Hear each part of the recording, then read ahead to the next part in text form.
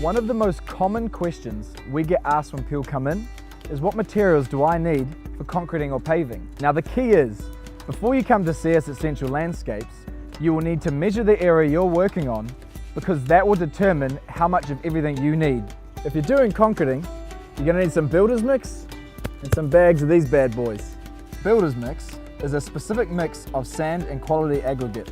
For most concrete jobs around the home, you'll need 6 bags of cement for every 1 cubic metre of builder's mix. When starting a paving project, you will need some GAP 7 or GAP 20, some paving sand, plus your pavers.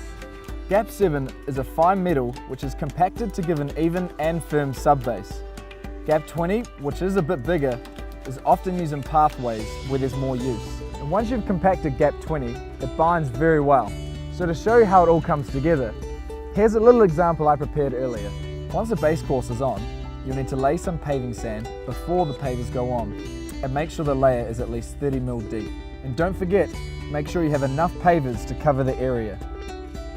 For more information on concreting and paving, you can download our instruction sheet or drop by one of our local Central Landscape Supplies yards. And don't forget, we've got loan trailers available.